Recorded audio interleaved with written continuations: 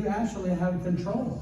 The nun study showed us that the nuns who were more positive, more cognitive, more physical, had a better outcome, even though they may have had the same Alzheimer's pathology of the ones who were less physical, less cognitive, and they ended up dying of Alzheimer's disease. So there's an excellent book on this called Aging with Grace. Grace being David Snowden, a British neuroscientist, basically wrote this book with Grace, who was one of the nuns. And I don't know what to tell you. I think I lost my signal again. So,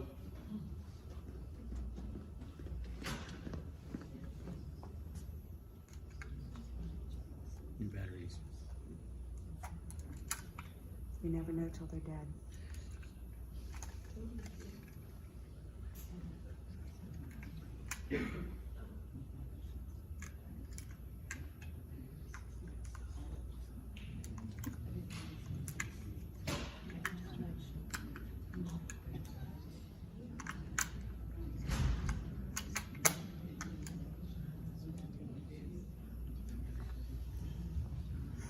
Wait, there you go. There you go. So we have a nice round of applause. Fantastic job she's doing. So Grace shared with David Snowden all the information that happened in her group of nuns, and was helped him to come to the conclusions that I've already given you. That you can change your outcome based on a lifetime of learning, stimulating experiences, diverse social experiences, exercising regularly, and a positive outlook. So let's summarize. Memory, this is the one thing you're going to remember when you leave, is attention plus perception. Improving attention and or perception may improve memory. You increase your memory by increasing your attention and increasing your perception. First thing you can all do right there. Secondly, mental, social, and physical activities strengthen the connections between brain cells and builds cognitive reserve. You think about it, those nuns who were active and did more social things and were more cognitive, they built up what we call their cognitive reserve of synapses, so that as aging happened and they started falling, the nuns who did those things had farther to fall before they hit the threshold of dementia. Even though they had a lot of plaques, they had built up cognitive reserve, and they didn't get demented during their lifetimes, as opposed to those people who were not active, who fell below the threshold, and they got Alzheimer's disease. Learning increases cognitive reserve. There's no simpler way to say it. Learning new things. You get more connections, and you have the output that you have more ways of looking at things, more synapses, and less neuron loss. Word search. It's good.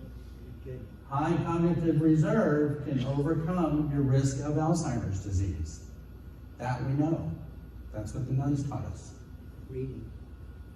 And I want to leave you with one of my favorite quotes. It's from a French poet named Paul Claudel. And he says, 80 years old, no eyes left, no ears, no wind, no legs, no teeth. And when it's all said and done, how astonishingly well one does without them.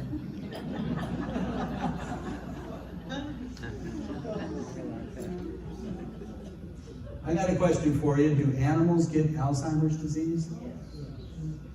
I get this question a lot.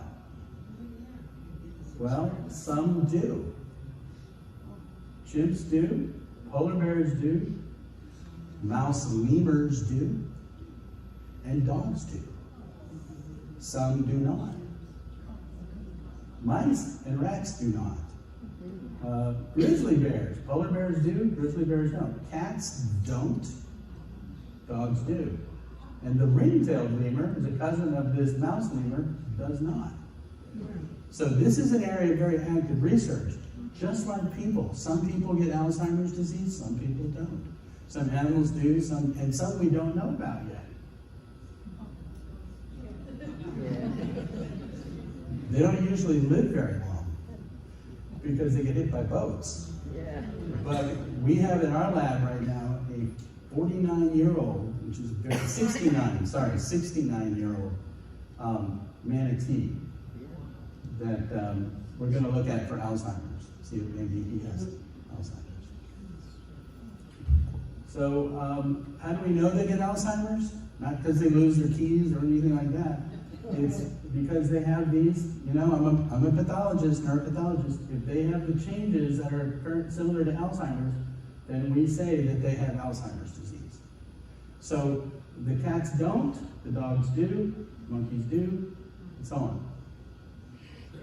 So I want to say thank you for your attention, your perception, and I want to say keep learning and treat each other well.